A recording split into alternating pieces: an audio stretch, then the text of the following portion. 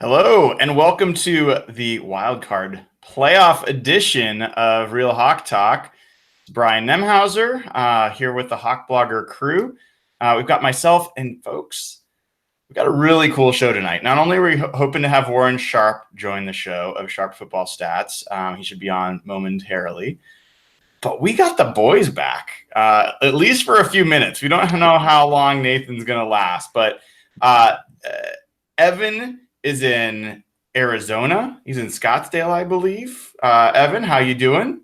I am doing great. I am so excited to take the attention immediately off of me. I'm so excited Nathan's back on this podcast. Seriously, so excited. He's been so optimistic recently, and I know he's feeling a playoff win this Saturday. So I feel like it's 2v2 right now, optimism versus pessimism. You finally have to back up for your correct Pete Carroll takes. So.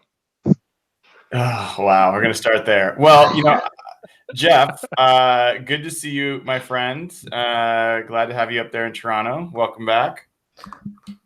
Thank you.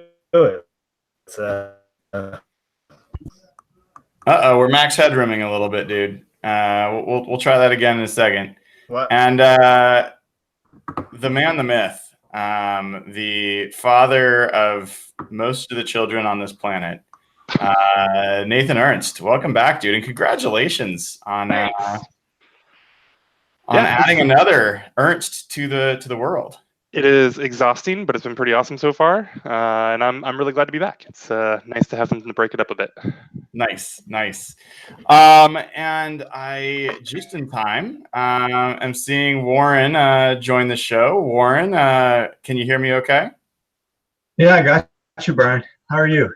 Good, dude. Look at you were like camping out by your barbecue. Like, I love it. No, this is my I turned my home theater into an office, so I've got my projection screen and like 7 monitors here and a couple TVs over there, and yeah, we got the whole setup here. I see the fireplace fooled me. I got it. All right, I thought you were out like by a campfire or something. No, it's indoor. That's a pretty sweet setup, dude. So, guys, we got a lot to cover tonight. We are very, very fortunate to have Warren join us, and really appreciate you taking the time to do so. You came on the show, I don't know if it was earlier this year. I think it might have been last year, and it was fantastic. Everyone loved it. You gave us a lot of insights into not only the Seahawks, but the NFL and opponents. And we got a big game this week, Warren. Seahawks, surprising to many, including most of the folks on this podcast, are in the playoffs, won 10 games, and are facing a Cowboys team that also won 10 games and won 7 of their final 8 games. I'm curious, open-ended, what are your thoughts as an independent third party when you look at this game? These two teams are in, like, I think they're both trending a little bit better offensively and a little bit worse defensively. If you look at like kind of their metrics year to date and you see where they were to start the season, like the one thing that stands out to me is the Dallas Cowboys defense. And a lot of people, I don't know what you guys think because you guys follow the Seahawks, so you probably look back to the game that Seattle played versus you guys played versus Dallas earlier in the season. But I think to the general public, when you think about, forget that Week 17 game where Dak threw that touchdown to end the season and win the game over the Giants. If you think back to like what is the marquee matchup for the Dallas Cowboys, I think a lot of people are going to look at that game against the New Orleans Saints. That was the primetime game that they won 13-10, pulled this huge upset, and it was defense. But if you actually study Dallas and you look at what they've done, I mean, this is not a team that has had a lot of success defensively apart from that game in recent weeks. I mean, right before that, they allowed Colt McCoy on just 3 days rest to pass for a 55% success rate, 7.1 yards per attempt. Right after that game, they allowed Carson Wentz who possibly was playing with this broken bone in his back at that point in the season, to pass for a 56% success rate, 7.1 yards per attempt. And after that, you had Andrew Luck put up a solid success rate against him. Jameis Winston and Eli both threw for over 300 yards in those games. James had a 60% success rate, was marching the ball up and down the field in Dallas against these guys. So I look at Dallas and I see a defense not like what they played in week 13 against the Saints, but I see a defense that is going to be susceptible, that I think you guys are going to have a little bit of success offensively against. How would you attack that defense? What are the weak spots from your perspective?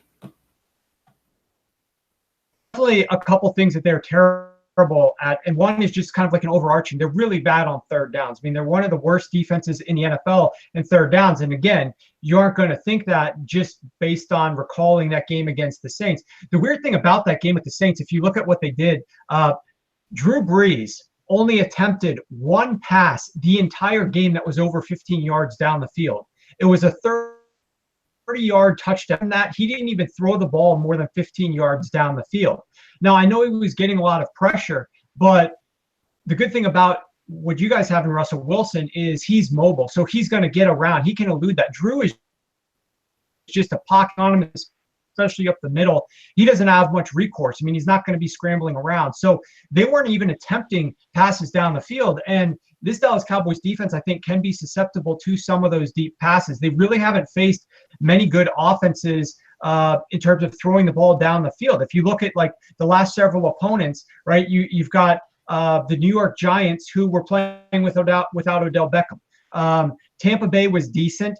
The Indianapolis Colts don't really throw the ball down the field very much. The Philadelphia Eagles have hit and miss success. That was, again, with Carson Wentz. Nick Foles has been throwing the ball down the field more. The Saints didn't. And then they had the game before that against the Washington Redskins and Colt McCoy. So I think you guys are going to have success attacking them over the top. I know you're run, and you're focused on the run game, but I think you're going to have some success with those pass plays where you're passing off of the run game a little bit. Some of the more explosive gains, I think that there's a lot of opportunities for bigger splash plays there. And then the benefit is when those plays don't work out, you will probably be facing third downs, but Dallas is so bad on third downs that I think you're going to have a little bit of success there. So, this team, obviously Dallas is better against the run than they are against the pass. And it's going to be a little bit of a challenge, because I was looking over some of their run types, what they're good at in terms of defending against the ground.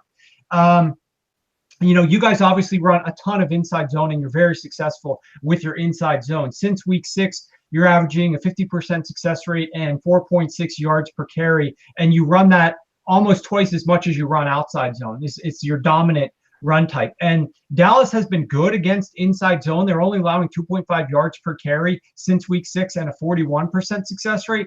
However, they have been allowing successful runs. The Colts gashed them for 6.4 yards per carry and 71% success rate when running inside zone back in week 15 against them. The Giants just last week, they didn't have a high yards per carry, but they recorded a 67% success rate on 9 rushing attempts using inside zone. I also think I think you guys could have a little bit of success with inside zone, but the other thing is, I know you guys don't use this very much. You only had like 3 rush attempts from power out of the last 2 weeks, but Dallas has been really bad against power, like terrible, 63% success rate and 4.9 yards per carry back since week 6. And I mean, pretty much everybody's had success. I mean, Tampa Bay used it, gained 5 yards per carry and a 75% success rate. The Colts, 6 yards per carry and a 60% success rate. That's 2 out of the last 3 weeks. The Giants didn't run any power last week. So, there's some run types. I think, I don't know how much you'll use the power to gain some edges, but I definitely think you'll have a little bit of success sporadically using some of your inside zone. Yeah, that's really fascinating. I'm curious, on the flip side, you've got a lot of people talking about Dak Prescott and Zeke and Amari Cooper and the Dallas offense. From what I was looking, the Dallas offense has not been quite as good as I think people seem to think it is. I'm curious where you're headed. I mean, Seahawks defense is certainly not very good. So I think I actually saw the Seahawks defense in the last 8 games of the season were allowing the second most yards per play in the NFL, over 6.2 yards per play. So I'm curious, how do you see that matchup? How do you see that side of the ball working out? This sounds like on paper, right? It's a low total, 43, 42 and a half. And it seems like it's going to be set up perfectly for this defensive struggle because you got two teams that want to try to run the football. But one of the interesting things when you're looking at Dallas, this is something I look at, when I'm analyzing teams, offenses, etc., is you have to really study trending nature of these offenses because things change. And so looking at year-to-date statistics is of, I don't want to say minimal value, but you're definitely going to want to look at, what a team has done the last 4 to 6 to 8 weeks. Is there a trend? And, definitely down it come to basically ahead last week against the Giants in that week 17 game where they had absolutely nothing to prove. They did not need to do anything, and yet they were calling timeouts at the end of the game when they should have just let the clock run out so they could emerge healthy. They were calling timeouts to try to win that game. They kept Dak Prescott, all these other guys that they didn't need to keep in there in the game. It was all about this more aggressive nature, and it's really shown itself in, I think, 3 key areas.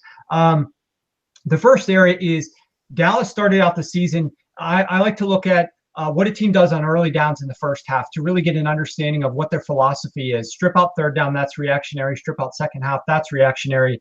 And weeks 1 to 6, Dallas was 57% run on early downs in the first half, the most run heavy in the NFL by far. From week 7 onward, they're down to 45% run. So they're 55% pass. That's actually more pass heavy than the league average. So, and their passing efficiency has increased in large part due to Amari Cooper coming into town. So that's been a big change in Dallas's philosophy. They're passing the ball a little bit more than they were. The other thing is they started to throw the ball deeper a little bit on early downs. Their pass attempts past 15 yards in the air has increased over the course of the season. And lastly, they've been targeting Ezekiel Elliott more in the passing game as helped to open up other things. I think we talked about this the last time I was on your show about throwing the football to running backs and how much of an edge that is. And they started to incorporate that a lot more after the weeks 1 to 3. I think they threw the ball. I don't even know the exact number. It was probably around 10 to 12 times total to Zeke, and 0 were successful. They had a 0% success rate throwing the ball to Ezekiel Elliott. Since that point in time, since week 4, they have the number 6 best yards per attempt to running backs and the number 7 best success rate when they throw the ball to running backs. So, this offense is a lot different than they were to start the year. They're not nearly as conservative. They aren't very explosive. Football down the field a little bit more. They still struggle producing explosive gains.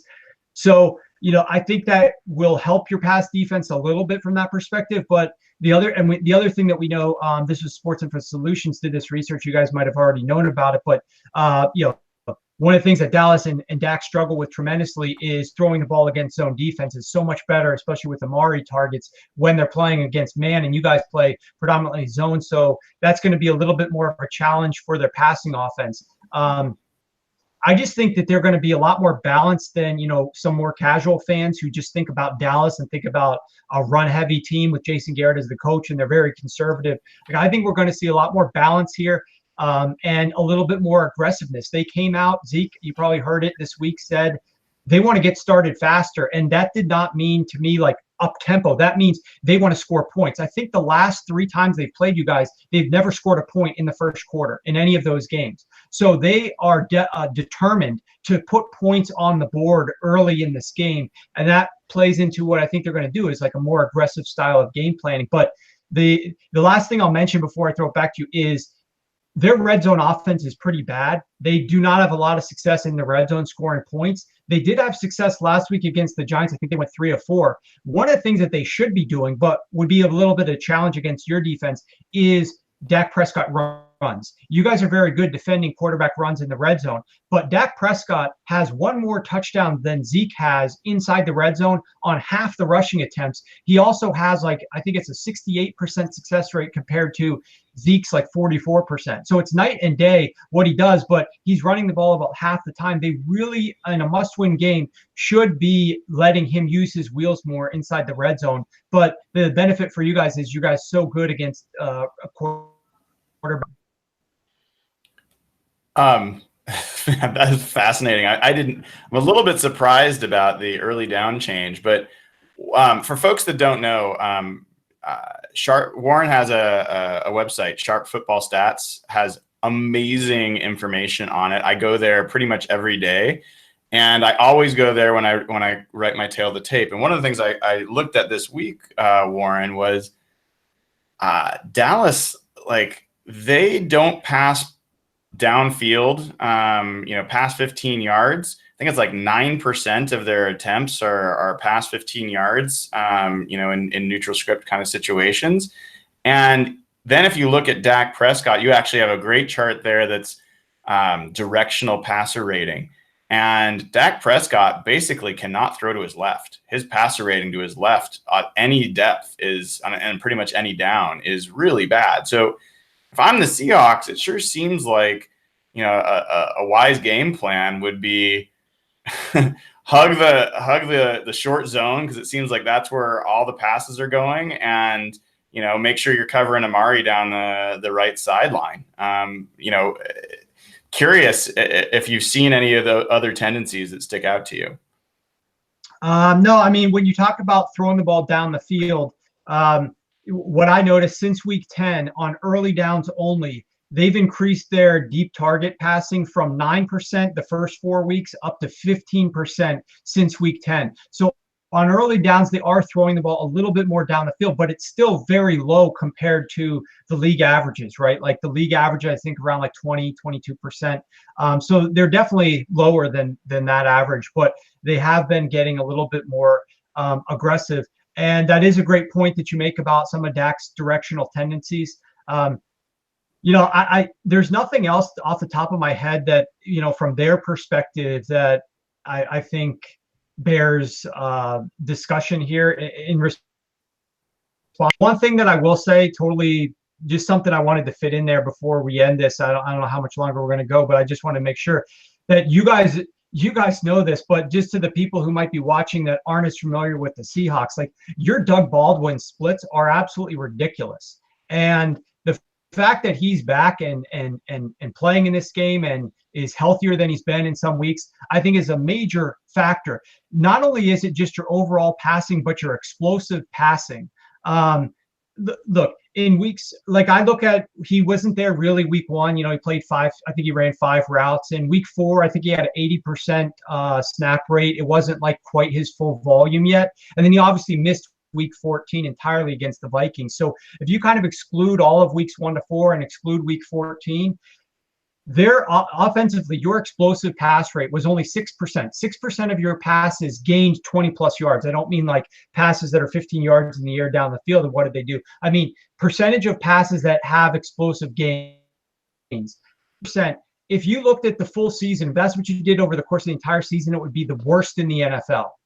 When Doug Baldwin has been there in the other games, which is the majority of the season, you guys have a 12% explosive pass rate. If you looked at what that would be over the course of the season, like 12%, what is the number 1 team in the NFL? That would be you guys. 12% would be. So you guys basically move from worst to first when Doug Baldwin's in the lineup in terms of your ability to produce 20-plus yard explosive gains. And some of that is directly attributed to Baldwin. Other is coverage that's going to Baldwin, and you're able to hit Lockett easier and things like that. And obviously Russell Wilson, in those games when Doug Baldwin's not there, again, this is probably elementary to you guys, but I want to mention anyways, like those games that I highlighted where Baldwin wasn't there, wasn't playing on his full snap rate, 7 touchdowns, 4 interceptions from Russell Wilson. The other games, 27 touchdowns, 2 interceptions. So, I mean, he's just so much better, so much more confident when Baldwin's out there. I think that's going to be a big factor here because, like I said, I do think that Dallas can be beat deep from the passing perspective,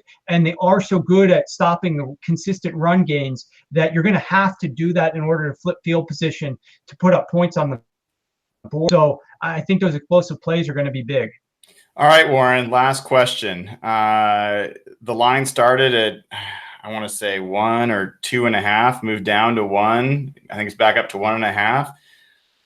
Where like, not from a betting perspective, because I know you got private stuff there, but where's your head on this game? Like, straight up, where do you think this game's going to end up?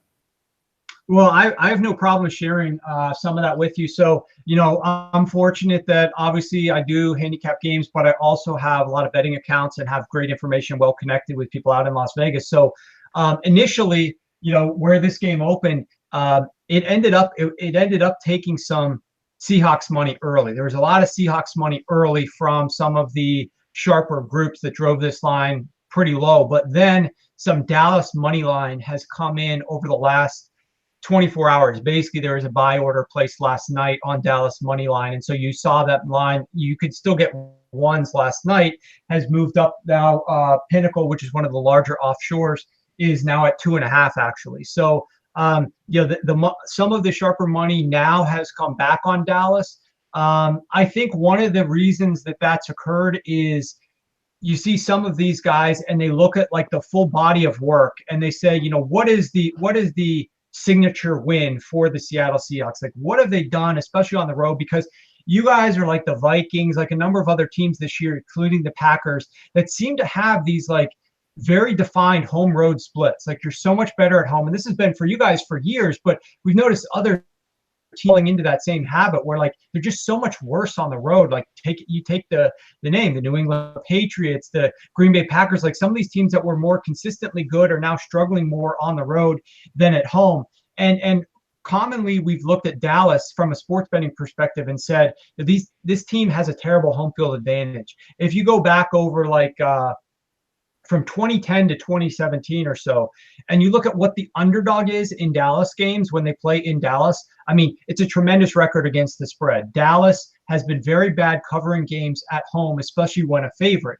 And that's in part because like some of the crowd issues, some of the atmospheric issues there, like they just not really, it's not as much of a home field advantage as you might otherwise think. But in this particular game, it does seem like the crowd is going to be extremely excited. And that's going to be something that you guys are going to have to overcome offensively, I think. From a total perspective, when it was 42.5, I took the over. That might be shocking to a lot of people who think, these two teams who both want to run the ball a lot and both are playing like good or known for good defense. Like I said, the what's in everybody's head about Seattle is how good they were defensively, and they're thinking back to what they remember most about Seattle, which is like Legion of Boom days in the last several years, and then making into the playoffs and the Super Bowl with defense. As you guys know, though, who I'm talking to right now, their defense is a far cry from what they were back in those days. Yep. And then I think one of the things people think about Dallas is they think that they're this run first team, run only team that has extremely conservative play calling. And gosh, look at what they did to Drew Brees in that game where they held him to just 10 points on national TV, because that was one of the games where everybody was on the Saints. I ended up with some of the groups that I work with. We took Dallas +7 right near kickoff, but there were so many people, the public especially, all over the Saints in that game, thinking it was going to be a slam dunk to go ahead and fade Dallas at home against the Saints, which I think had never, maybe they had one loss on the record at that point in time. And obviously Dallas went out and earned that low scoring win, but I do not see their defense being quite as good as that. So my leans and perspective on this game is I lean a little bit towards the over. Obviously, Dallas is going to have to do a little bit in the red zone, which they haven't been doing of late. But I think you guys are going to have some success scoring over the top of them. And then I'm on the fence as to the side. I don't really have – I think this is a one-score game either way. I see teasing Seattle up through the 3 and the 7. I mean, if you guys are familiar with, sports betting and using teasers, the best legs to take, you take two teams and you have to win 6, 6.5, or 7 points of line value. You have to win both legs there for it to win. And the key is to tease those through the 3 and through the 7, because those are the lines that land most often. Games are typically decided by 3 points, if not 3 points, by 7 points. And so when you can move through those, you're getting the maximum value out of your teaser, and taking the Seahawks from 2 up to 8 on a 6-point teaser. So now if they lose by a touchdown, you still win that leg. That has a lot of value in my perspective. But in terms of like outright winning this game, it's a tough call. I think it comes down to I know you want me to like. No, that's the truth. I think we all feel that way. So it's helpful to hear, and thank you very much. I know you stayed on even longer than we expected, and people are loving the information. So where can they find more from you, Warren, if they want to follow more? Well, like you mentioned, sharpfootballstats.com. That's the free-to-use stats website that I update each week with tons of visualizations, breaking down the play-by-play data. And, of course, you can follow me on Twitter at sharpfootball. Awesome. Thank you so much, Warren. And I hope the game goes well for you and for the Seahawks as well. All right, guys. Thanks for having me on. Good luck this week. Take care. Thank you. So, wow, that was like knowledge bomb after knowledge bomb, guys.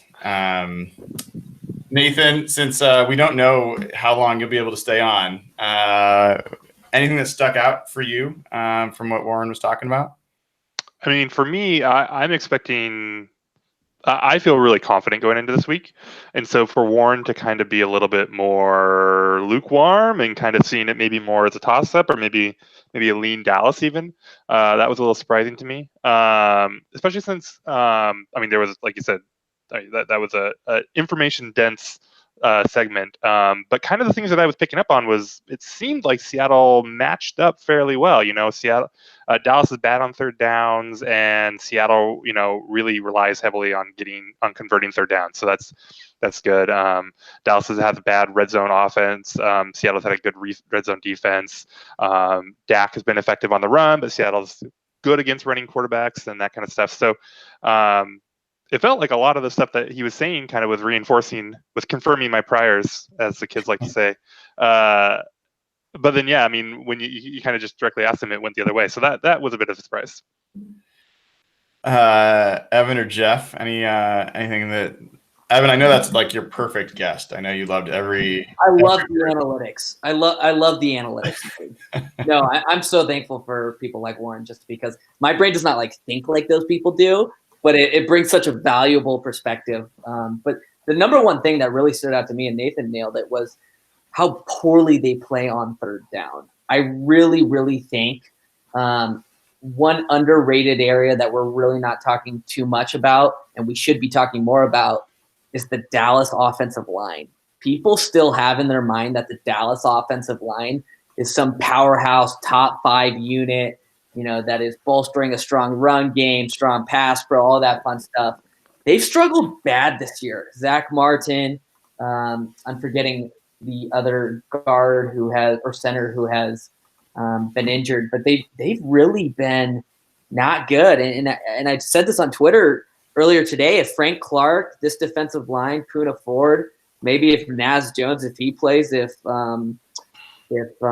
Jacob Martin, balls out, I think even Jaron Reed is somebody we're not talking about a lot. This defensive line for Seattle has been low-key impressive, and if they can get to Dak, shake them up, and really, really get them off their flow, God, I'm positive going into Saturday. I'm excited. Yeah, I think Jeff, I'm curious what anything from what Warren covered that stood out to you.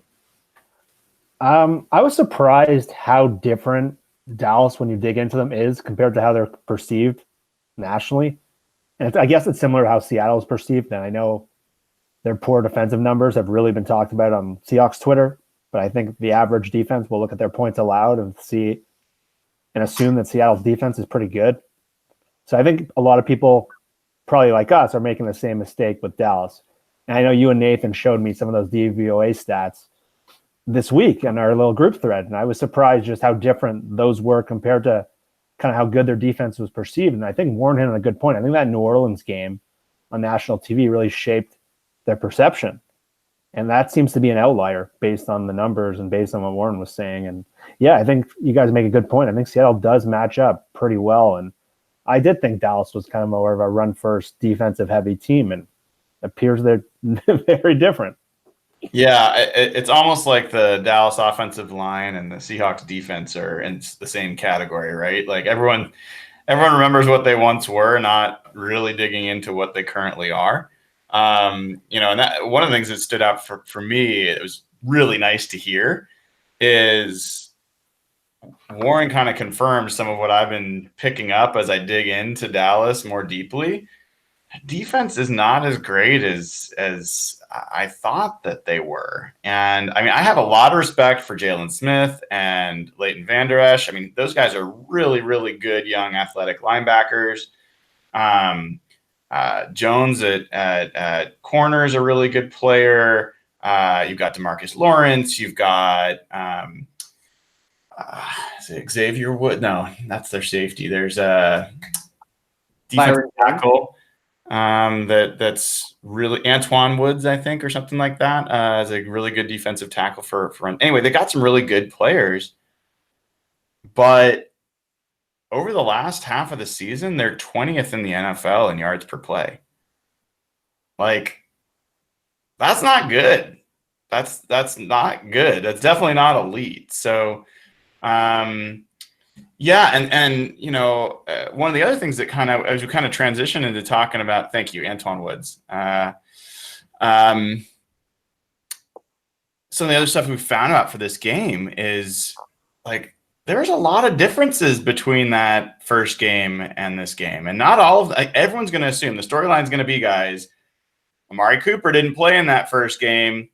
Dallas is a different team. You know, they're going to hear people saying Leighton Vander Esch didn't play in that game. Well, he actually did. He played half the snaps in that game. He had 10 tackles. He played pretty well. But let's start with this question for you guys. So one of the things that is different is Amari Cooper is going to play. But guess what? Doug Baldwin didn't play in that first game. Evan, is it a bigger deal that Doug Baldwin's playing or that Amari Cooper's playing? Doug Baldwin is not even close.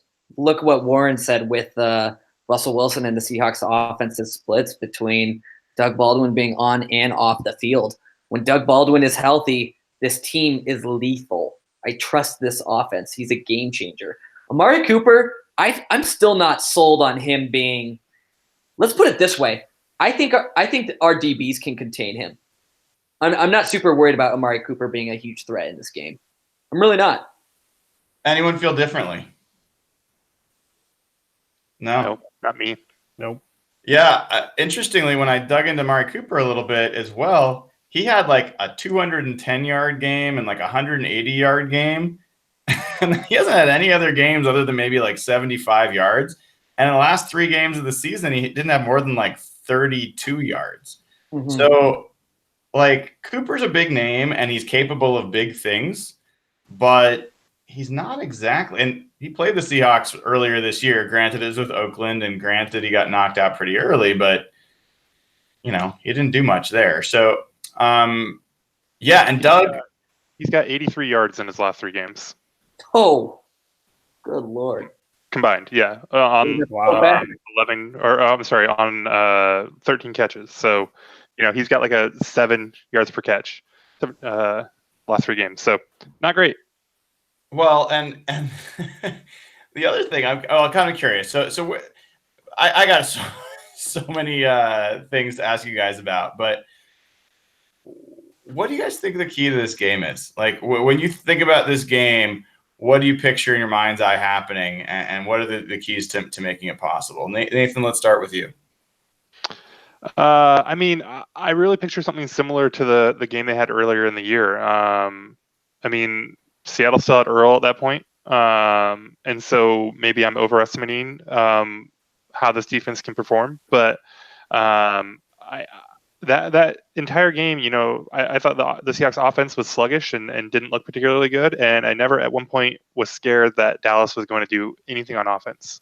And I know that, you know, Cooper exploded in a couple games, and, you know, they had that great defensive performance against New Orleans, but I really think that those are outliers and that they've kind of thrown a lot of people off the scent.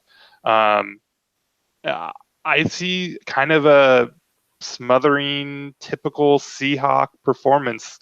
Not like you guys have said, you know, LOB's not here anymore and that kind of stuff. And there will be big plays by Dallas and they'll put up, you know, some points, but I just don't have any real respect for this offense. And I don't think it's going to be a problem for this team. Interesting. Jeff, where's your head on this? I got a couple areas. The first one to me is the status of J.R. Sweezy. And he's questionable to play this week. He didn't practice all week. And just how bad Ethan Posick has played, that really scares me.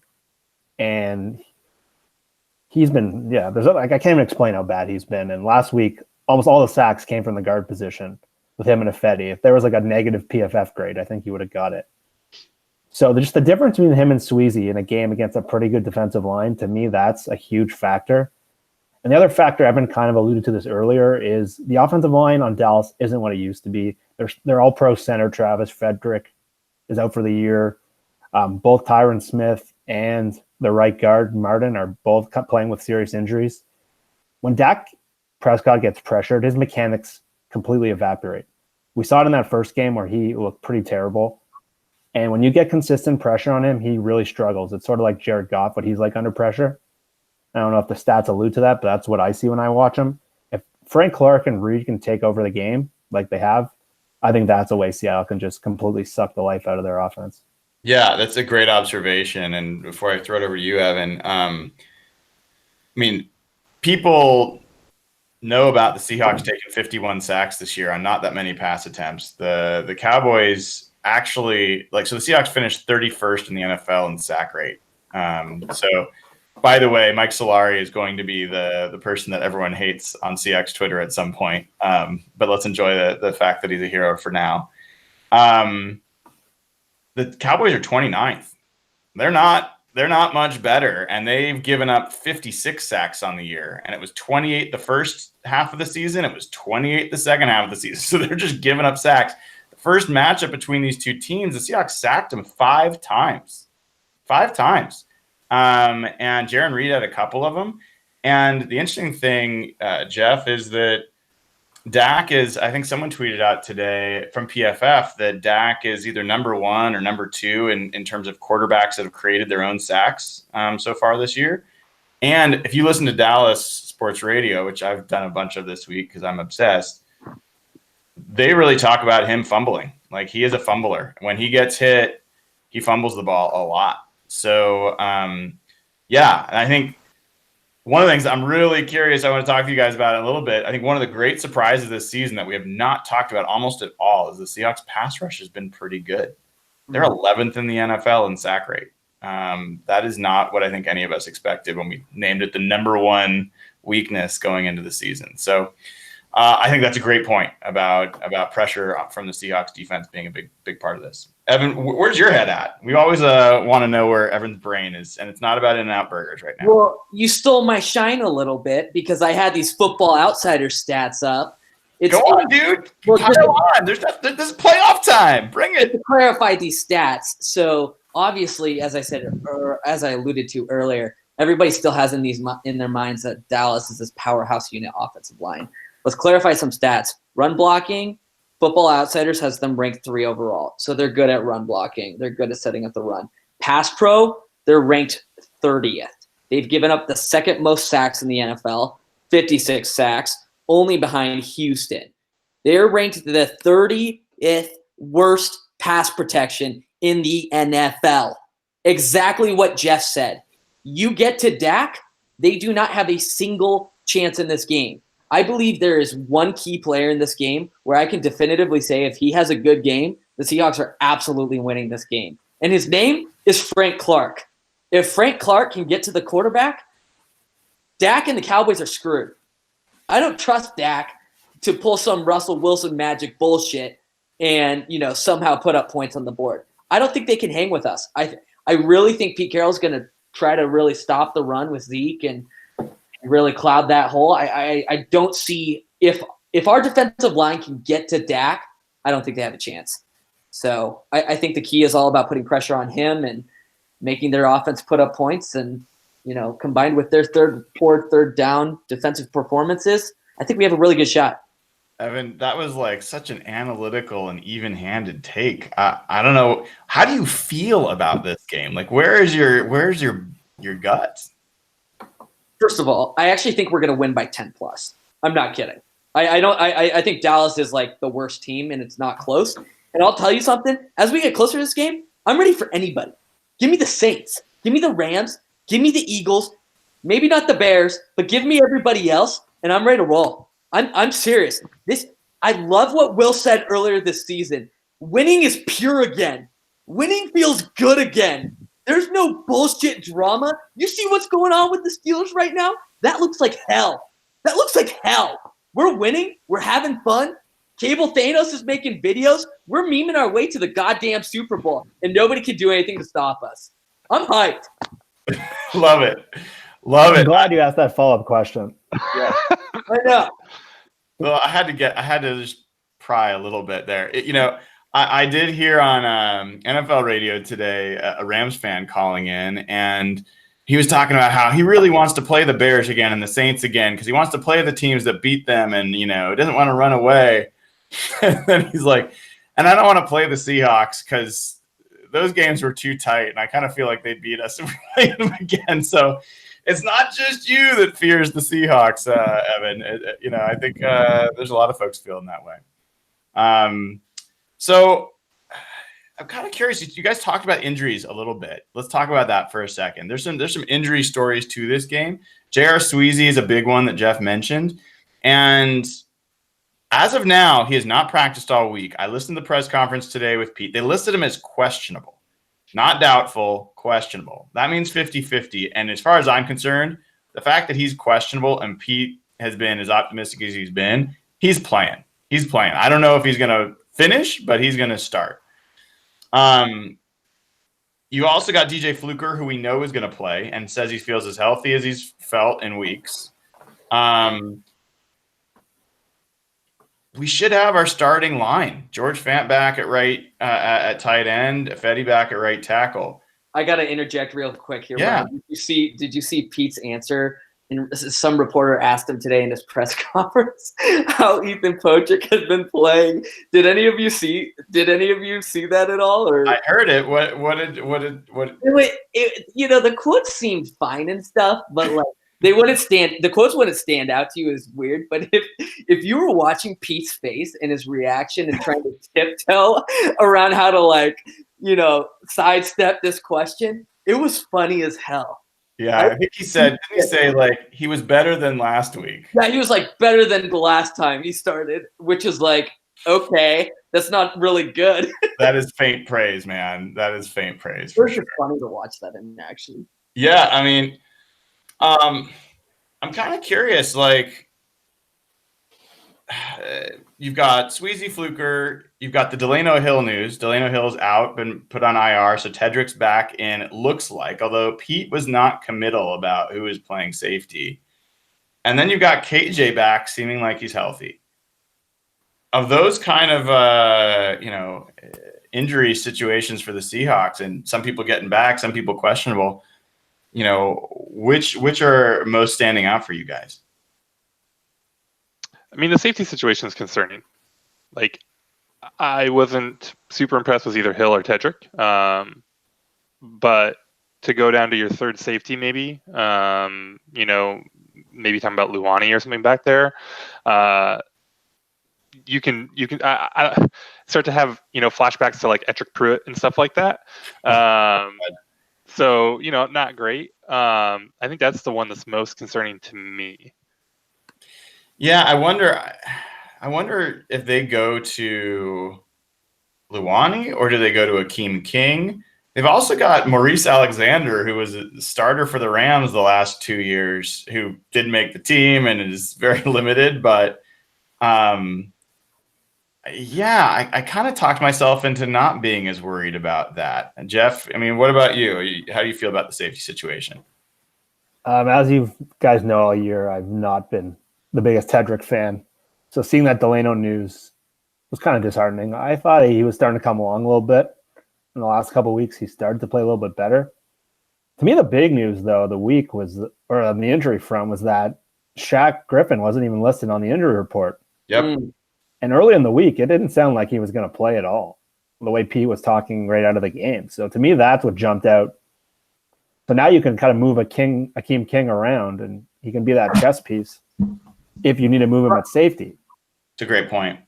Brian, you were critical of Shaq, and you were right. I think, towards the middle of the season. And even honestly, in the early part of the season, Shaq was struggling pretty badly. Do you feel like he's come on the past few weeks, or do you think he's? I do. I mean, it's relative though. Like, true, it is relative, but I feel like that's one storyline we're not talking about is he's improving. He is. I felt like he went from like not being starter quality, being somebody who was being picked on and being beat regularly, to a guy that looks like an NFL starter again. Is making plays on the ball, is not completely getting lost in coverage, not making mental errors that are as obvious. He's still giving up some plays. And last year, one of the things that really stood out to me about Shaquille Griffin was he was very similar to Sherm in that he did not give up the go route.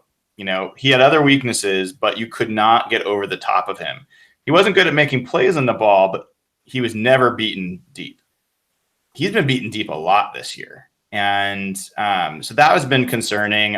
I've started to see the Kansas City game. He made a good play early on the ball. Like, he's definitely started to come on. And Trey Flowers is another guy I haven't been high on and have been hard on. I think his play has stepped up. He's made more plays on the ball, deflected passes. He's got me out of my seat more than once. And early part of the year, I was not particularly impressed. I still can't say I feel like we've got the cornerbacks of the future on this team. I know most people are saying that.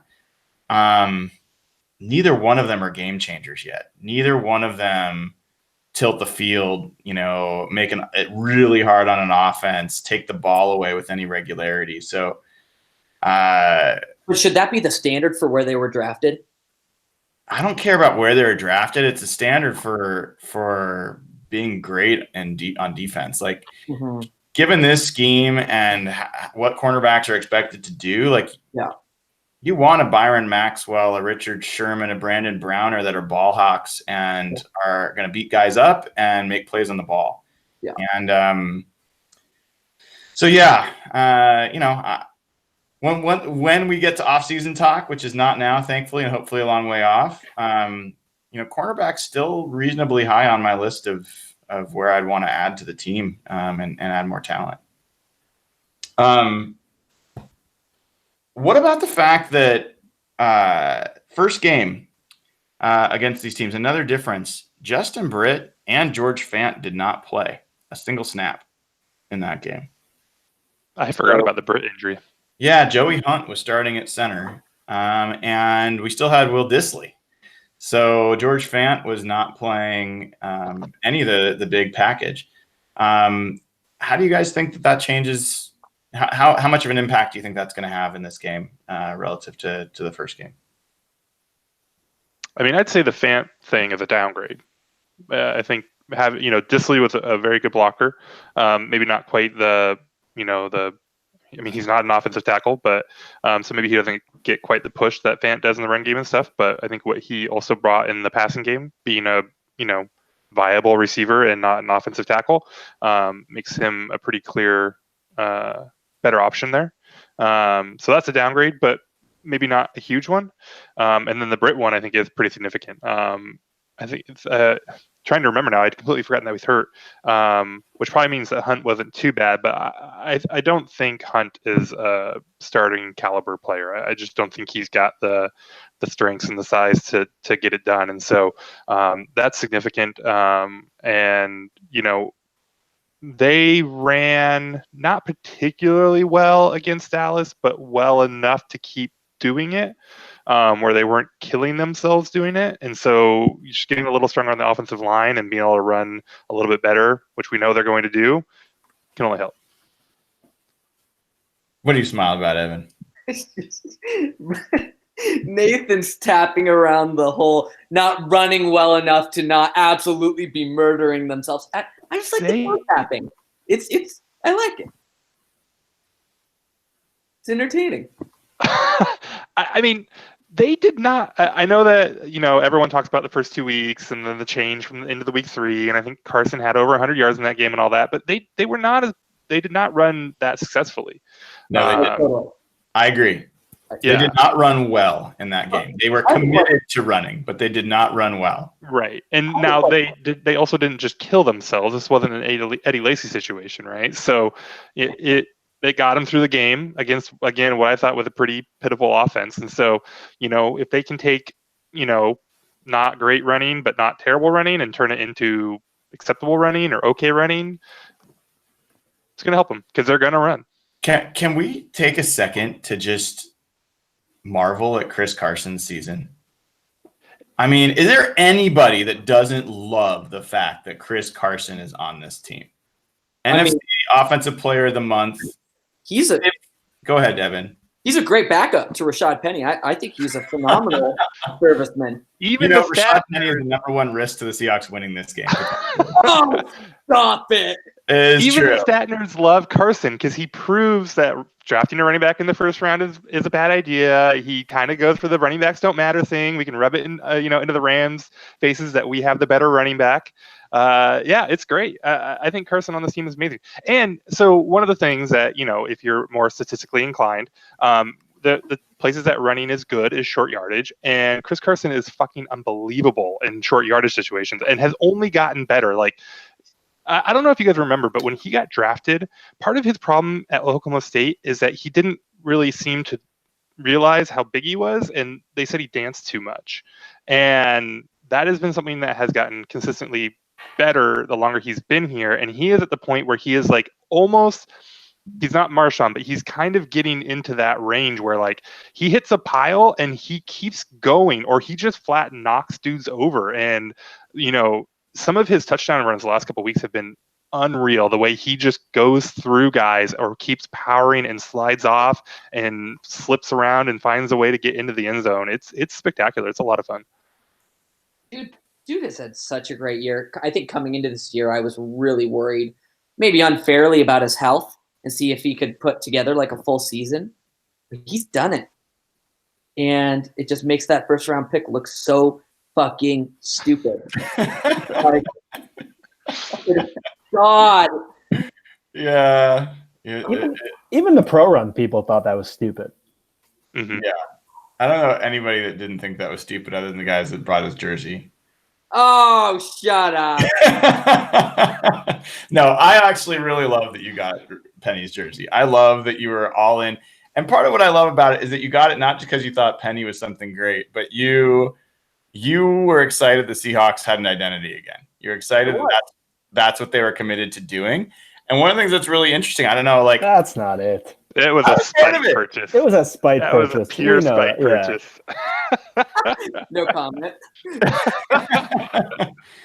But you're projecting a little on that one, Brian. I could have sworn Evan said something about that, like before the season even started, that he was pretty excited about that they're getting having an identity is better than not having an identity.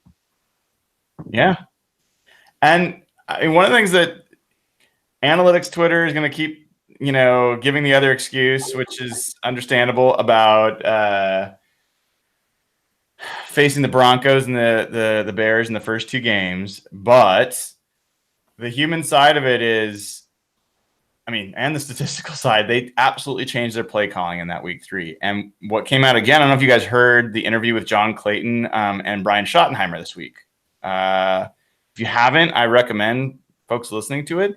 He goes into some depth about the hour-long meeting that he and Pete had following the Bears game, and talks about how, Pete really became pretty clear about, like, this is who we're going to be. And that was kind of a meeting of the minds moment. And they kind of recommitted to what they wanted the team to be one way or another. And now that we know that Pete's job basically was on the line, I think a part of that reason that happened in week 2 and not week 7 or week 8 is because Pete was like, if I'm going to lose my job, I'm going to lose it my way.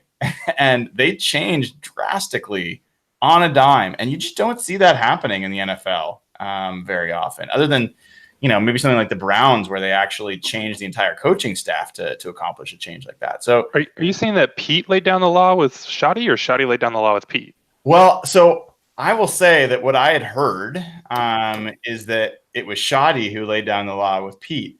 But Shoddy has been really clear now in both a pre-game meeting with Kevin Burkhardt before the Panthers game and in this interview with John Clayton that it was actually Pete Carroll who really kind of set it straight about how he wanted to see things go. It was with Pete, it's never totally a dictate and prescription, but it was a let's talk about what's not working and let's figure out what our vision is going to be together. And they did not leave that room until they got to this answer. So that's interesting. I feel like there's some covering for each other there, because Pete's also said that he was the one that messed up the offense in that second half of the Bears game. And he said, I think at one point there was a comment in some article or something where Pete was saying that he thought part of the reason with the Broncos game is that he thought they were going to be a lot better pass blocking. And that was why they came out a little bit more pass happy. So both of these guys are doing like this, but yeah, I think they're pointing at themselves, but I think it's pretty clear that Pete covers for all his guys, players and coaches. And Shoddy came out and said, he literally said, which you're going to hate, but he said this now 3 different times.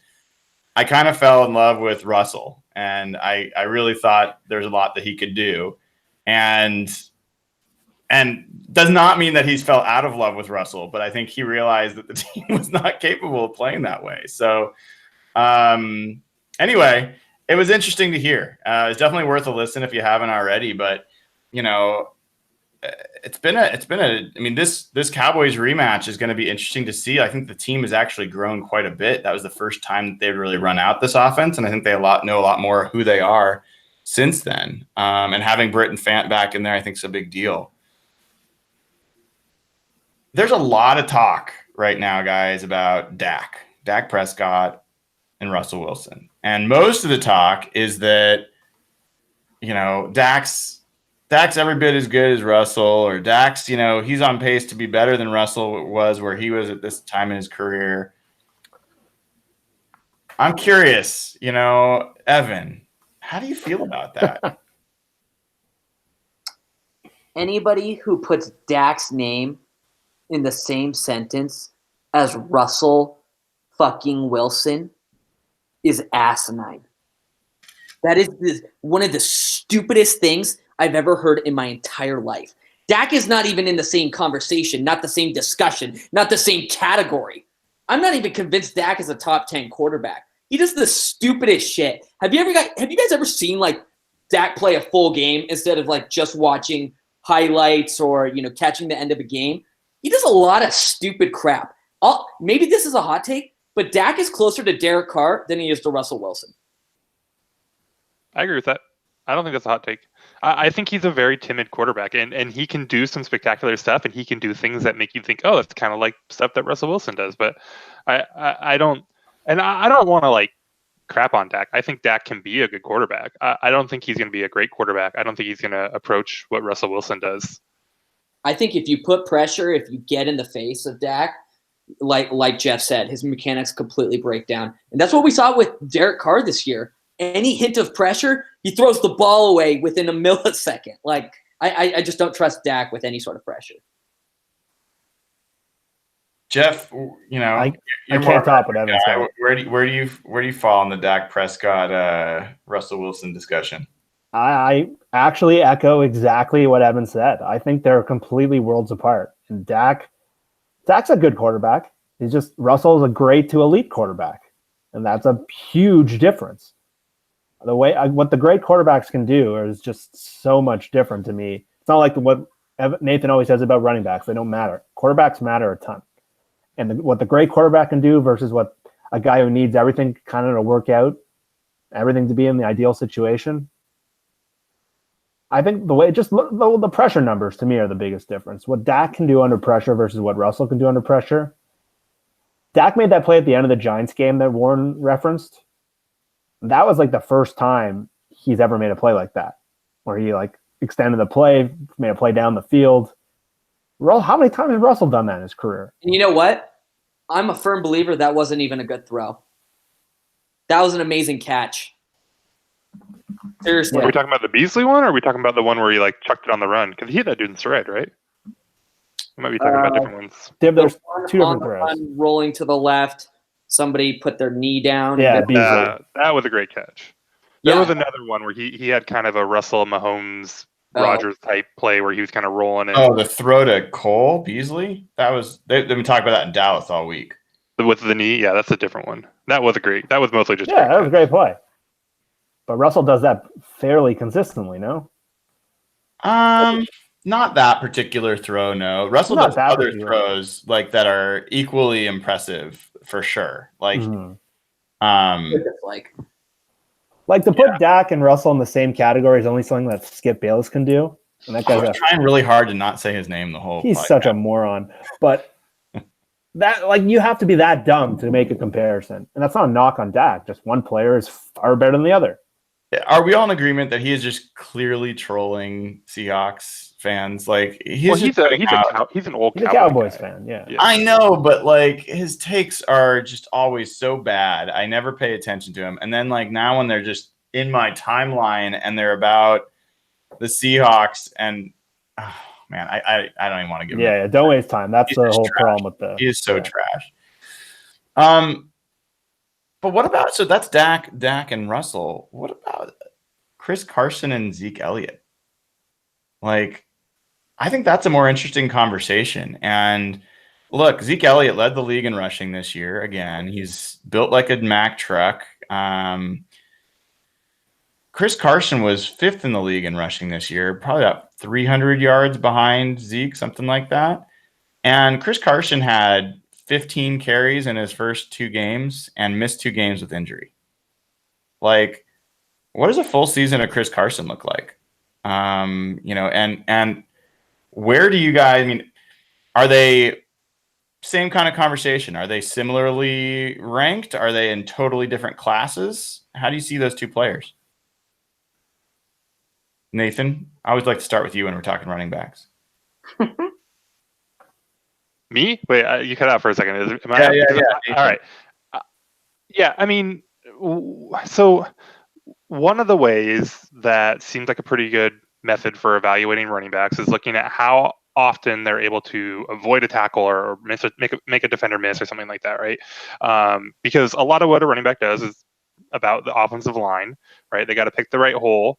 And then usually there's one guy that they have to account for, right? And the running back has to, if everything goes right, the running back has to make somebody miss. And so looking at broken tackles or tackles avoided or whatever, it's a pretty good way to do it. And one of the PFF guys tweeted out a list of the top running backs who make defenders miss. And at the very top, you've got Melvin Gordon, Kareem Hunt, Kenyon Drake, Nick Chubb, and some of those guys. Carson is 9th. And all the way down at the bottom, you've got Mike Davis at 27, and then Leonard Fournette at 28, and Ezekiel Elliott at 29. So if you put much stock into that, then Zeke doesn't really look particularly special. And so I tend to think that that's a good way to evaluate running backs. I think the Seahawks tend to think that's a good way to evaluate running backs. If you look at Penny, one of the things that he was really good at in college was making guys miss, and Seahawks took him first overall, or in the first round. And so, well, I mean that must mean something to them, right? Because I don't know that Penny stood out as a first round pick in a lot of other ways. That was one way that he was really special. So, yeah, I don't really think.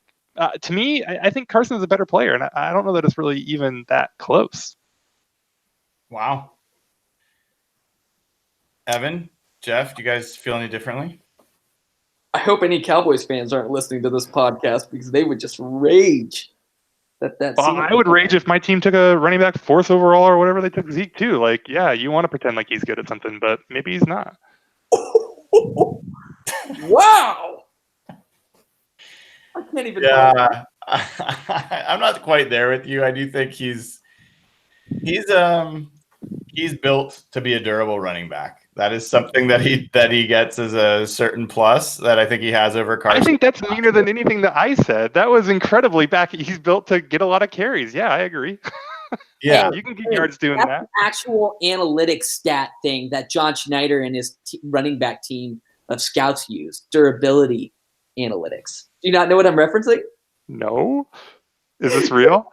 When they drafted Rashad Penny, it was either Pete or John who was like, oh yeah, he ranked really well in our durability analytics. Yeah. Oh, I do remember that. Yeah, that was until he gained like 7,000 pounds. Okay. When I went back and listened to our Brian, give him a little grace. Matador nachos are in close proximity. Please. I went back and listened to our pod after week 2 before the Cowboys game when we were basically Nathan was saying that they were going to be just as bad as he thought that they were going to be. And the rest of us were saying they were going to be much worse than we thought they were going to be. And one of the things that stood out was we were talking about that Rashad Penny. Pete said Rashad Penny lost 9 pounds that week. And I'm like, God, like, man, it's been an interesting season for that guy. And he's back. He's back. He's either going to be a huge positive in this game or he's going to be a huge negative that they're going to try to force feed into it. And one of the things I did notice when I look at Dallas is like outside runs they're a fast defense. They've got those great linebackers. Rashad Penny to either end has had his best runs on the season. Inside between the tackles, he has not been a good runner all year long. And so if they're going to put Penny in there, force him in there, and they're going to try to run him outside, we're going to find out if he's been eating well and getting fit or whether he's not fast enough or special enough to do that. Because this is a defense that is built to stop that kind of play. Is he even going to get carries over Mike Davis? I would think so. Davis has been getting the load recently, has he not? He has. He has, but Penny's been out with his knee. So I think they've been saving Penny a little bit. And Pete today sounded like he's full go. And God, it's never going to actually happen. But Pete did mention McKissick, as well. And I just feel like, God, he has more to offer than Mike Davis. All right, Brian, different. Brian, can we stop pretending J.D. McKissick is any good? What? I don't think he's that good. He's different though. He offers different options as a running back. You're not going to see Penny running down the field in the sideline running receiver routes. You're not going to see it. He's okay. We haven't even seen he's got like 3 carries this year. What are you basing all of a sudden he's not good? Has J.D. McKissick not been in the NFL for multiple years? He was good last year. Good. He averaged roughly the same yards behind that line that Chris Carson did before he got hurt. He was the only other guy that was over 4 yards a carry. Had better success rate. McKissick was good. And I'm pretty sure he had the only rushing touchdown for a running back last year. Also true. Low bar, but also true. Yeah. I don't think McKissick is great, but the guy is actually capable of running pass routes and doing things that could make for some easier throws for Russell that Schottenheimer doesn't seem to create that often. And anyway, I'm going to get off the soapbox. I've been on this one before, but I like Mike Davis. I'm happy he's on the team, but he just, either Penny or Davis, I'm fine with either, but then give me McKissick as the third down back. So another stat for you guys. It's about one of your favorite players, Evan. Poona Ford, guys.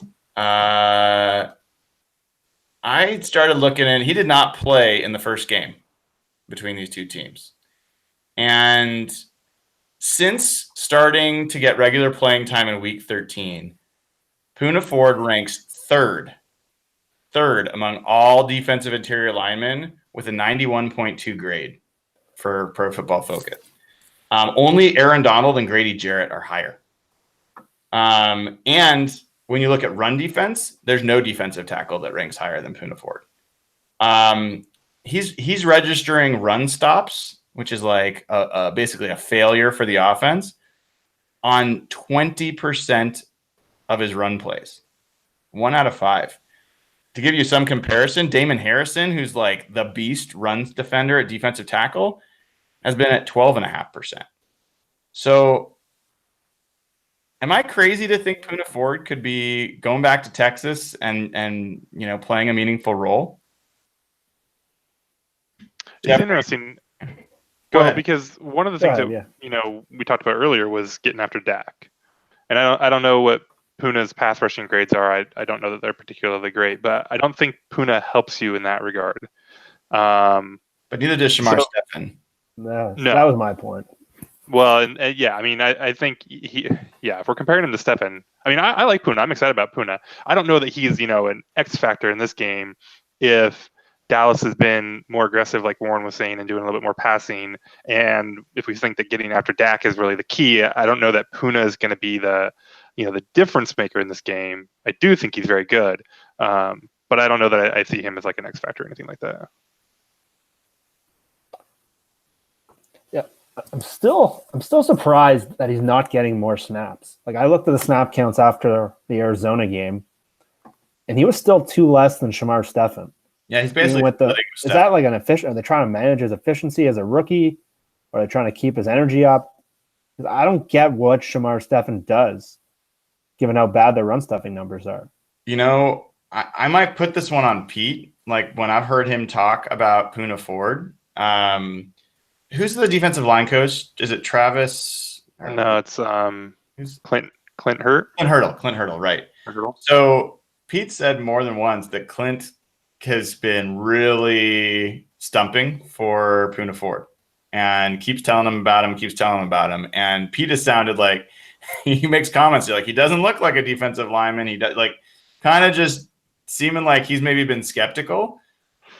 And then seems to have gotten over the fence a little bit to where he's playing more and more. But I mean, he's the only defensive lineman in the NFL under 6 feet tall. So, I think you understand where there's some hesitation, but he's been incredibly effective. And the Seahawks defense against the run has been pretty shitty. So, anything that they can do to bring someone that's good at anything onto the defense, I'm all for it. We were arguing about this, or talking about this, Brian, the other day, about how much, kind of about the credit that Pete deserves for rolling Russ out right away, right? Whatever. But how does the guy that's cool with starting a rookie 5'11" quarterback then balk at the idea of a 5'10" defensive tackle? If height has to matter more for a quarterback, right? I don't know. That's weird. I'm reading between 17 lines. It may not be, but yes, it would be super weird if that was the case. I agree with you on that. But I think that's a thing. I mean, there's Puna was draftable, incredibly draftable. He tested through the roof. He was productive. He was a very good college football player, and he went undrafted for. I mean, draft Twitter gets a lot wrong, but this was one of the more baffling things for draft Twitter is what is going on with Puna, and then he showed up and he's played really well, right? I mean, he's graded out. So I think his height is a thing here, and it's just weird that you'd have a coach that was cool with just rolling with Russ and his limitations, what they were thought to be at the time, and then maybe balking at Puna. Dude, it's good having you back, Nathan. So that's one potential. So Nathan totally threw that down as a non-X factor. He doesn't believe Puna Ford. I think Puna Ford. I didn't say I didn't believe in Puna Ford. I just said I don't know that he's the guy in this game that we're going to be like, oh, Puna. So let me give you 2 other potential X factors, and then if you guys don't agree with these, I'd love to hear if you guys have an X factor in mind. So Jacob Martin. Over the past 4 weeks of the season, he was rated as the 9th best edge rusher in Pro Football Focus, with at least 50 snaps of pass rush. He's basically been the equivalent of Trey Flowers on the Patriots in terms of he's recorded a pressure on about 16% of his pass rush snaps. Trey Flowers is 16.5. Comparison, Bradley Chubb, the rookie on the Broncos, who's been fantastic this year, he was 14.6. So I see Jacob Martin as a guy that could potentially impact the pass rush. Another guy who has been off and on has been Deion Jordan. And when Deion Jordan has made any plays this year, which has not been often, it's been when he's gotten a couple extra weeks of rest. He's got a couple weeks of rest. They did not play him in that game. Do you guys see either of those guys potentially being a meaningful X factor in this game? Evan, any response? I think that Deion Jordan hope is a little too optimistic for my blood. Wow. But That's like saying like someone who loves Kool-Aid, but on the other hand, Jacob Martin, I don't typically trust males with 2 first names as a full name, but I trust this man. I like Jacob Martin. What was he, a 6th rounder this year? 5th rounder? 6. Something like that? That's impressive. I'm excited to see what we have in him, but equally at the same time, it makes me extremely depressed to witness Rasheem Green's season, especially with the expectations we had for him. But go Jacob Martin. I love you.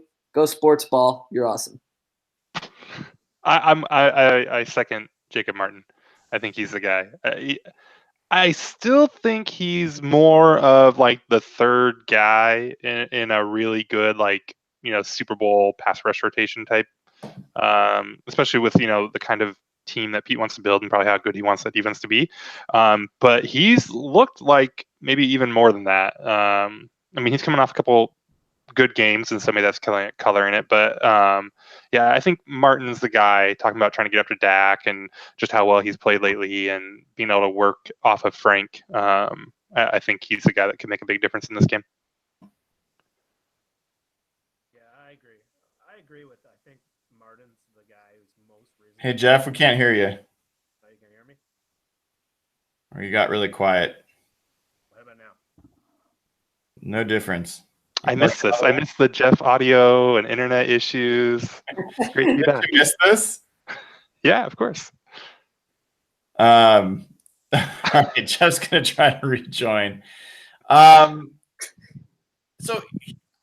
another random question. I'm full of this. I could go all night. But so first game, Michael Kendricks played. KJ Wright did not.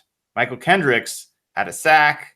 Was flying all over the field. He had a really good game against the Cowboys. KJ Wright, not really. Still quiet. KJ Wright is supposedly back to being healthy and seems like he's getting full playing time, full snaps now. Are the Seahawks better off with KJ Wright in this game, or would they have been better off having the Michael Kendricks that was there in week 3? I got to give the edge to KJ still, I think. Michael Kendricks was really impressive, but KJ sees plays before they happen. His vision, his awareness, his ability to sneak out, running back dump off screens.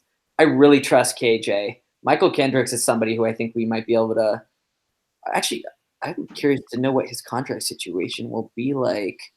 That's something I should dig into, actually. But I get jail situation is worse, right? Whatever came of that. Did he get sentenced? Yeah. February for how long? That's when he's going to get the sentence. Oh, yeah, okay. Handed down. Do you know if it's mandatory jail time? I don't know. I'm just trying to get some inside information on the next trade personally. Oh, God. God damn it.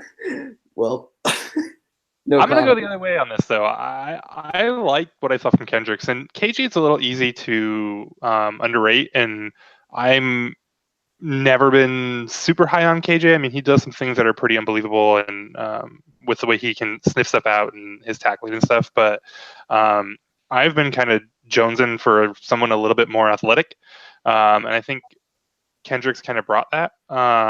Now, whether KJ maybe fits better against this offense and maybe trying to tackle Zeke and some of that stuff, maybe, but I don't know. I'm kind of at the point where I'm kind of looking to the next KJ, and I thought Kendricks brought a lot that maybe KJ didn't. Yeah, that's kind of where I end up. KJ's superpowers are being disciplined. He's a good tackler. He's good at identifying screens, like screen plays. He's good for a tackle for loss there. He's decent in coverage, especially for tight ends. He's had some good years doing that. But in general, I have not seen KJ to be a big playmaker. And Kendricks, in the short time that he played, made plays. He rushed the passer. He's fast. Makes impact tackles. So I'm not sure that this one is a net positive for the Seahawks. Although I'm certainly when Kendricks went out for the year, we weren't sure that KJ was going to come back at all. And in that case, we'll be talking about Austin Calitro. And then it's holy crap. That would be a really big deal. Instead, we only have to worry about Barkevius Mingo, and that's problem enough for everybody. So, I'm happy KJ's back. I'm happy they sound like he's at full health, and he and Bobby know each other inside and out. And there was a time where we used to track, if KJ and Bobby were both in the game, the Seahawks defense played at a different level than if they weren't. I'm hopeful there, but it is an interesting question. So, home field, guys. It's a bigger deal than Nathan. You and I, we're kind of getting down here to the end of the show. We're getting to predictions and that kind of stuff. But one of the things that I've really seen when I looked at Dallas, Warren talked about Seattle being a different team on the road than at home. I actually didn't see as much of that as Warren, but Warren's smarter than me and spends more time on it, so I trust him. But the Cowboys, they win by an average of 6.5 points at home. They lose by an average of 4.6 points on the road. So that's an 11.1 point swing, basically home to road. And that's the fourth largest in the NFL this year. So the difference between Dallas at home and Dallas on the road, fourth most in the NFL. And their offense is the biggest difference. They go from scoring 17 points on the road to scoring 25 points at home. Now, Seattle actually has the sixth best point differential on the road. They're plus 3.2. So I actually think that I am very confident the Seahawks are the better team. And yet I look at the game and I look at home field advantage, and I think Dallas is a decent team. I don't think they're a terrible team. And I kind of believe that Dallas is set up to win this game. And one of my main hopes is Seahawks have just defied logic all year. They just have done what I didn't expect to actually happen all year. So, Nathan, I know you feel differently about this. Where are you at on this game? Yeah, I just don't have a lot of fear of this Cowboys team. They could beat Seattle. It's, any given Sunday and that kind of stuff. They're not a bad team, but they've got a plus 15 point differential. That's, roughly works out to an 8-win team. What's that? For the season, you're saying? For the season, yeah, for the season. We talked about their DVOA rankings. It's 20th in defense and 18th in offense, or flip that around. I don't remember which is which, but not particularly impressive. This team just doesn't scare me at all. And I think, if this is something that kind of comes down to the end of the game and, Pete Carroll lives for those situations, for better or worse, and Russ has, I just have a ton more faith in Russ to pull off some last minute drive than I think Dak could. I agree with you. I don't think that they've been particularly worse on the road. I mean, it might look a little that way, especially because of the first 2 weeks going on the road against a couple really good defenses. But they went on the road and they beat the Panthers. They went on the road. They played the Rams tough. They blew out the Raiders and the Lions on the road. There's that Niners loss, which sucks. But I don't have any concerns about this game. I'm not afraid of their ability to contain Zeke. I'm not afraid of their ability to keep Dak and that passing offense in check. I don't know how. If you're predicting a Cowboys win, or if you're nervous about this game, I don't know what you see and say, oh no, that. What is the oh no for the Cowboys, other than they're an okay football team at home? Let me give you a couple things. And primetime game. Seattle does pretty well in this. Yeah, I think that's horseshit, but yes, it happens. I mean, I'm surprised hearing that from an analytics person that the time of the game. Aren't they actually good on primetime though? Doesn't their record bear that out? The Seahawks? Yeah. Yeah, but I mean, you could probably there's all sorts of weird. Brian, I know you don't like giving Pete Carroll credit, but you've got to give Pete Carroll credit. He shows up in big games. You guys are so weird. Which one you decide to give Pete Carroll credit is amazing. Well, okay, but also Dome. We don't have to worry about Russ in the rain or in the wind or none of that. Thank the gods. Why? Okay, And that's turf too, right? He's better on turf. He's bad on grass. Marinelli's defense. His lowest yards per attempt of any team is against the Cowboys. His second or third lowest passer rating in his career is against the Cowboys. But this isn't Rod Marinelli versus Tom Cable anymore. This is Rod Marinera against Mike Solari. I think are the name. Primavera. Yeah. Yeah, it's true. And Russell had a good game in the first few attempts, but he had some big plays in the first game. I'll just say I'll give you a couple things quickly, and then I know you other guys have stuff to say. Cowboys defense is top 10 in defending the explosive plays. In fact, I think they're top 5 overall. They're number 7 in explosive passes. They're number 8 in explosive rushes. Put them together, they're pretty high. They are an excellent run defending team. The Seahawks, we know, are going to be committed to the run. Not getting a lot of yardage on the ground, on the road, could put them in some dangerous situations. They're the 7th best red zone defense. So, they've done some good work there. And yeah, I mean, on the offensive side, it's harder to make a case. I mean, it's really it's a running game. If they're able to get Zeke going, Seahawks are 30th in the NFL in yards per rush allowed. They just have not been good defending the run. That's why to me, Poona Ford is an interesting guy to watch in this game. And maybe that's a place that KJ helps. But if you get in a situation where the Seahawks are running the ball, not getting many yards, not able to throw over the top with explosive passes, and Dallas is running the ball effectively, those are all plausible possibilities, and I don't think that bears that does not bode well for the Seahawks if it goes that direction. So those are a few examples. Jeff, where are you at on this? I'm a pessimist naturally when it comes to just playoff games. I think I've expected the Seahawks to lose every single playoff game they've ever had. It has nothing to do with the matchup. That's just how I'm wired, unfortunately. But Dallas doesn't scare me as much as many other teams they've played in the past. I think none of us have gone through the show and mentioned Tyler Lockett at all. I don't think we've even talked about him once. And I think the DVOA numbers you guys were showing me shows that you can beat them down the field. And I think with Lockett and what Warren said about Doug Baldwin, the split stats, that's what gives me the most confidence. Lockett's season was ridiculous. He hit that big play last time they played. And the Seahawks should know this scheme pretty well defensively. Chris Richard has changed how the corners play in Dallas.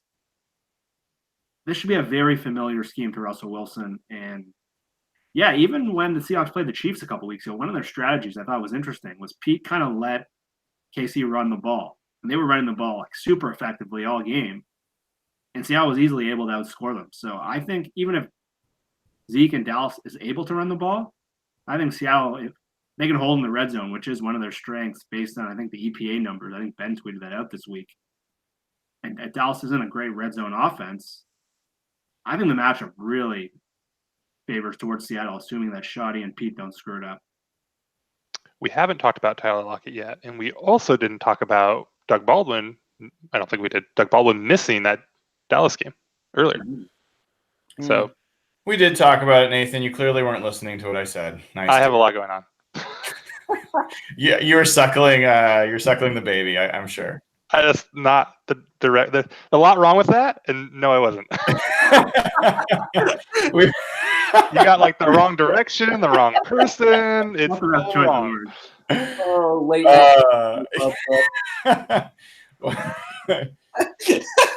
Anyway, so Doug Baldwin should help their explosives numbers. Yes. We asked the question about Doug or Amari being a bigger factor in this game. That both missed the first game. So would you like to answer that question now that you're done with the baby? No, I still think it's Doug Baldwin. I didn't hear that question though. So anyway, I would just like to reiterate the importance of having Doug Baldwin back in this game. I think that's helpful. That's helpful to hear. Evan, where are you at, dude? I forgot the question. Where are you at with this game? You said you were going to expect them to win by 10. Yeah, we're winning. Seahawks are winning 24-14. I really don't see the Dallas offense putting up that much. I think the defensive line has a game. I'll go ahead and say Frank Clark has 2 sacks this game. I think Frank Clark's going to dominate. I think on the offensive side, DeMarcus Lawrence is going to be completely contained with our all-star stud, all-pro stud, J.R. Sweezy back in the mix. I'm really not scared.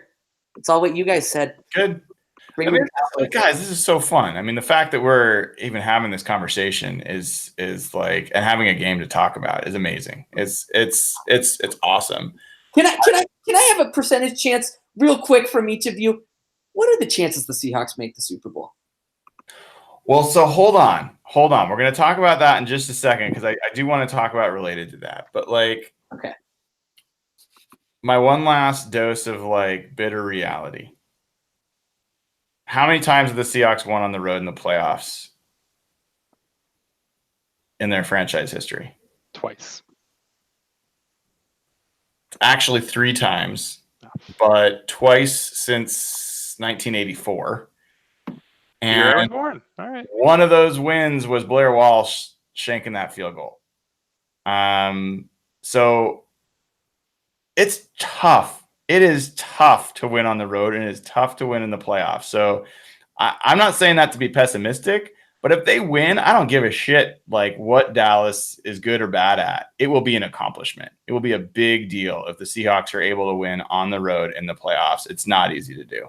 So don't take it for granted. Evan, you were asking about Super Bowl chances, and happy to take that question just as is, percentage chance, but I'm also kind of interested in what would have to happen in this game for you guys to feel more positive about the Seahawks' chances of doing something more than winning one game. Like, what would you have to see? I'll go first. For me, it would be the pass rush and the defense playing well.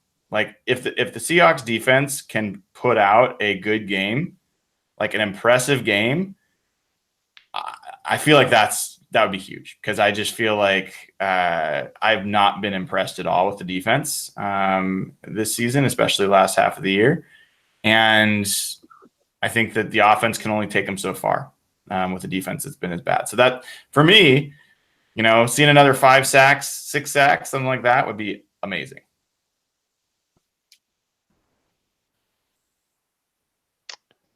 Evan, what percentage chance do you think the Seahawks have of making the Super Bowl? Oh God, I have like 2 devils, or like the devil and God or an angel or whatever on my shoulders. I want to say, like, realistically, I think we have like a 15% chance. I think that's like fairly reasonable to say. I think it's a little lower than that. Wrong. Okay. First of all, like I'm not afraid of the Dallas team, but it is a road playoff game, so yeah, not easy. And then they're gonna have to go through the Saints after that, probably. Not worried about them. Bring it. I think that's a little crazy, but okay. They're gonna have to go on the road to the Saints, and then on the road to the Rams, on the road to the Bears. I'm not scared of anybody except the Bears. Well, I mean, Nathan, you're a math guy. Like, percentage, Evan, let's do this for you first. I mean, maybe we'll only do it for you. Percentage chance that the Seahawks beat the Cowboys is? I'd say 70%. 70%. Percentage chance that the Seahawks beat the Saints, assuming that that's who they play next? 50%.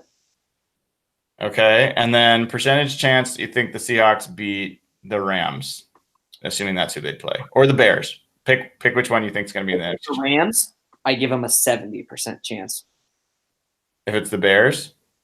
Oh, God, 30%. Okay. So, Evan, Nathan, did you do the math for us there? What that worked out? Yeah. trying. I'm just gonna average out your 70 and 30 for the Bears and Rams and say it's 50, and that's 17.5%. So right, kind of where you were sitting. I mean, I would say too, like one of the things with that Rams game is I think a lot of people do the gambler's fallacy on that and say, hey, it's hard to beat a team 3 times, and the Seahawks are due to beat them, especially with the close games. It's not how it actually works out. When teams play each other 3 times, the team that won the first 2 wins, I think, a pretty good chunk of the third game, and that's because usually if you can beat a team twice, you're the better team, and it's going to be another road game, and so I think 70% on that is pretty high. But both games have been so close. They have been close. It's not like the Rams are dominating us. No, well, no. I'm trying to talk you into a potential win here, Nathan. Well, So Nathan, where are you? There's a couple factors there. This is Brian. We went to the game. They lost by like 5 points, didn't they? They lost by 2 points in that game. Seahawks were in control for 3/4 of the game, and then lost it in the fourth. That was a back and forth game the whole way. I don't think anyone was really truly in control of it. Yeah, agreed. I felt emotionally in control. Were you memeing your way to a Rams victory? Oh man, I was all aboard. The Rams haven't been the same since Cooper Kupp went out. Thanks to a dirty hit by, was it Tedrick? Who took him out? No, he came back after that. It was later. Yeah, that was later. Yeah, I mean, honestly, the Rams don't scare me a lot because it is a road game, but nice weather. The Bears game, I do think that's a really low one. What were you going to say, Jeff? I think the Rams are barely a home team. Like, I think Seahawks could end up taking half that stadium. Okay, here's my question. Assuming the Seahawks win, are you cheering for the Eagles or the Bears? Because the Bears have a better shot at beating the Rams, and they would automatically play the Rams. But hypothetically, the Eagles would give Seattle a chance to host the NFC Championship. What are you cheering for? Oh, I'm cheering for the Eagles. Mm-hmm. Absolutely. Because I want the Rams next week. I want them. Okay, there we go. Okay, so that's how I think. I mean, the only thing that would be close to a Super Bowl but not a Super Bowl would be ending the Rams season. That would be fun. Well, that would be a sexual experience. Man, the Seahawks have fallen on low times. We're just getting excited about beating division rivals now. That's what this is about. Always. Basically. So Evan, your question. I mean, I feel like there's about a 50% chance that the Seahawks win this game. Dallas. You don't give them a higher shot. What's that? You really don't give them a better shot than that? For me, it's really 50-50. Like, I think they're definitely the better team. The Seahawks are definitely the better team. I just really respect how much of a challenge it is to win on the road. And I think Dallas is decent, and I think Rod Marinelli is a good coach. So, yeah, I mean, I think it's 50-50 for me. And then if they were to play the Saints next week, I say like 20%. Like, I feel like that's probably being like generous. Can maybe talk into 30. And then if they were to play the Rams the next week, I think like 65, percent is where I'm You at. have a better chance to beat the Rams than the Cowboys. I mean, I get it. The Rams have been. And here's the thing, man. The first game of the playoffs is always your hardest win. I mean, like it is so hard to get. Like the Seahawks back in 2005 when they had to play the Redskins and what's his whack at the Mark Brunell? Was he the quarterback back then? I think he was. Oh yeah. I mean, it was like a slog, and the Seahawks were at home, and they were 10 times as good as that Redskins team. They were so much better. And they got off the schneid there, and then they just rolled. And I don't know. I think it's hard. And I do think I really like the Rams matchup. But in any scenario where they play the Rams already have their first win, right? Oh, I guess not if the Eagles. All right, not if the Eagles beat the Bears. But. Yeah, but even that's not it for me either. In this case, I'm putting a lot of stock in the fact that those games were close. The Seahawks ran like freaking mad against the Rams, which is a big deal. And Pete Carroll specifically said after that second game, he said it 2 different times. He's like, man, I hope we get one more shot at them. And the way he talked about it just sounded to me like a defensive coordinator who was triangulating what Sean McVay likes to do on offense and felt like he had just wanted one more chance to put it in place. And I know you guys have no faith in Pete Carroll. I have a lot of faith in his ability to adjust on defense and make something out of nothing. You said this after the second game? Yes. So Yeah. 2 chances, didn't get it right. But the third time's a charm? Yes. You can scoff at it all you want. I actually believe that there's something to it. So hopefully we get a chance to see. That would be a fun debate.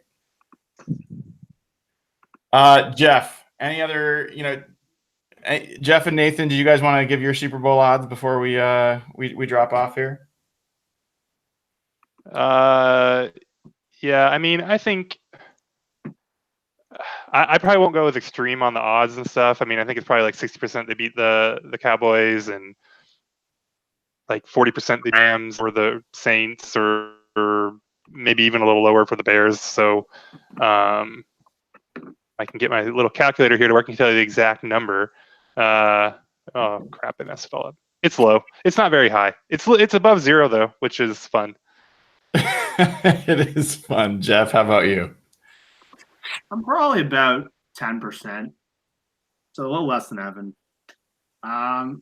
Just the fact that the Saints and Rams have started to fade a bit, and it's kind of real, and there's pretty good reasons why. I think if Seattle can get by this first game, which you mentioned how hard it is to win that first game, I think assuming the pass protection can hold up, because we've seen how Russell plays with pass protection.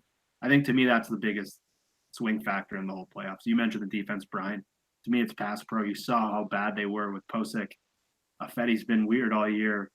But Fluker makes a big difference. The numbers show it. Dwayne Brown's had an amazing season. I just think Russell can win any game. I think he's that good. And the Saints look a lot different than they looked earlier this year. But to me, it's all about getting past that first game. So I'm going to go 10%. Well, I think the running percentages out there, whether it's 538 or something that is around between 4 and 6%, the Seahawks get to the Super Bowl. I think that's what it is. I don't know Seahawks like we do. That's right. I think 10% isn't way off. I think that's reasonable. So guys, let's wrap there. This has been fun. It's been great having the quartet back. Congratulations again to you, Nathan, and the Ernst household. Congratulations to you, Evan, on your new pad and the Arizona sunshine, although I hear it's freezing there right now. I woke up. I forgot to turn on the heat in my apartment last night. I woke up. My toothbrush was frozen, and it was 51 degrees in my apartment. Wow. How does your toothbrush freeze at 51 degrees? I have no idea. It was like frozen. I'm not kidding. Well, we will come back with more Evan scientific oddities in future episodes. And guys, let's hope we have another game to talk about next week. I'm all for keeping riding this train. It's been a surprise to this point and fun. So thanks for everyone that's tuning in. And if you haven't already, please hit subscribe so you know when the next Cable Thanos video comes up. You know when the next Real Hawk Talk goes live. And if you haven't already, also join up at patreon.com, patreon.com/hawkblogger. You get access to our private Facebook group and it can ask us questions, chat with us in that group. So all proceeds go to a great cause in Ben's fund. So with that, have a great rest of your night and go Hawks. Let's get this one in Dallas.